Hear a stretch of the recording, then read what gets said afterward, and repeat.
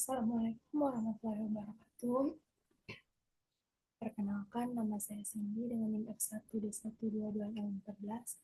Di sini saya akan menjelaskan dampak lingkungan pada proses eksploitasi panas bumi pada mata kuliah rekayasa bahan galian industri. Nah, yang pertama itu ada rumusan masalah. Nah, apa saja sih rumusan masalah yang akan kita bahas, yaitu apa saja jenis-jenis limbah PLTP, bagaimana dampak limbah terhadap lingkungan dan masyarakat, serta bagaimana potensi pemanfaatannya. Nah, tujuan dari laporan ini, atau PPT ini, yaitu untuk merangkum dampak lingkungan, menyajikan data dari jurnal, dan merekomendasikan mitigasi serta strategi pemanfaatan limbah.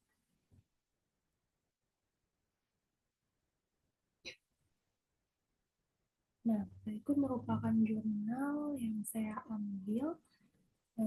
Ada tentang panas bumi dan PLTP butuh hasil limbah cair gas pada masyarakat. Nah, ini merupakan hasil dari saya. Yang pertama yaitu ada volume dan karakteristik limbah PLTP. Yang pertama yaitu PLTP menghasilkan limbah brain panas atau air geotermal sekitar 18.000,7 kg. Kedua, sisa kondensasi sekitar 0,09 kg per second. Dan yang ketiga yaitu limbah cair pada proses lainnya sebesar 3,02 kg per second. Nah, brand ini mengandung berbagai senyawa terlarut seperti Mg2, K, Na, serta Cl, serta kemungkinan kandungan logam yang berat. Nah, apa saja sih dampak hidrologi dan ekosistem? Nah, yang pertama yaitu menurunkan tekanan reservoir, memicu penurunan muka air tanah, mempengaruhi debit air dan danau di sekitar PLTP. Di beberapa wilayah panas bumi Indonesia, contohnya PLTP Lahendong dan Kamboja, masyarakat mengalami penurunan kualitas air sumur dan kekeringan pemukiman yang semakin parah. Tanaman ini sekitar jalur pipa panas bumi mengalami pengeringan daun karena kebocoran uap panas atau gas H2S.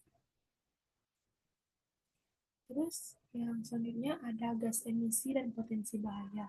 Yang pertama yaitu ada H2S, bisa menyebabkan bau menyengat, iritasi pernapasan, dan kerusakan jaringan tumbuhan. Yang kedua yaitu ada CO2, meski tidak beracun dalam jumlah kecil tetap menyumbang emisi gas rumah kaca.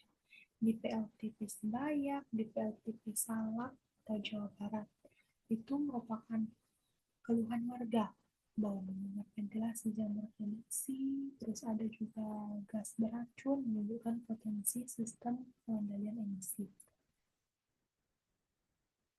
Terus ada potensi pemanfaatan limbah. Nah, ekstraksi silika SiO2 ini sebagai bahan baku semen atau keramik.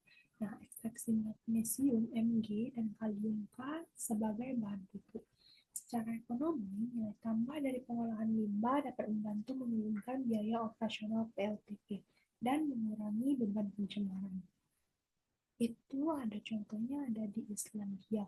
Brine dari PLTP digunakan untuk membuatkan kosmetik dan pupuk.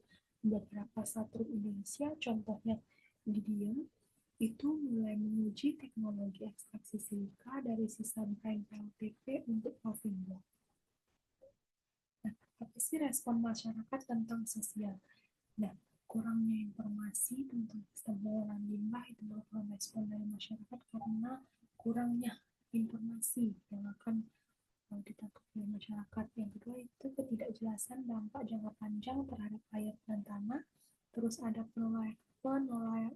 penolakan proyek PLTP Gunung Talang, serta sebaliknya di PLTP Kamojang, program edukasi rutin dan kerjasama dengan masyarakat lokal berhasil meningkatkan penerimaan warga.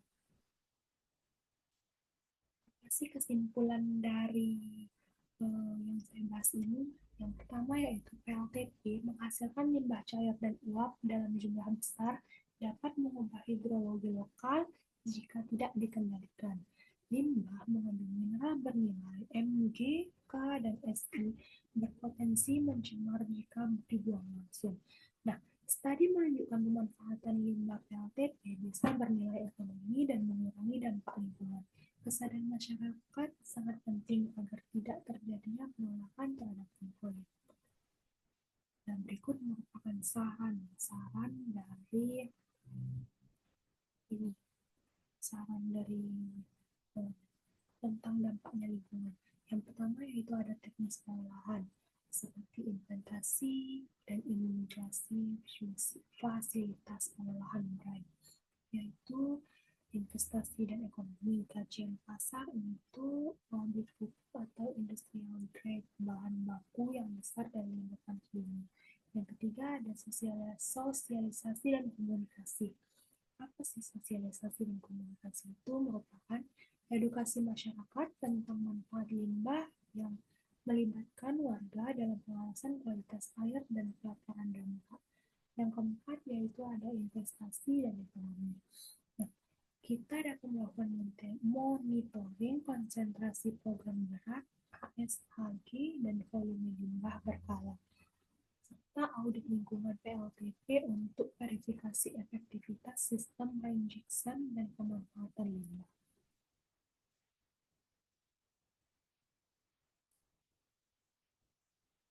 Baik, itu saja dari saya, pemaparan dari saya. Saya ucapkan terima kasih. Wassalamualaikum warahmatullahi wabarakatuh.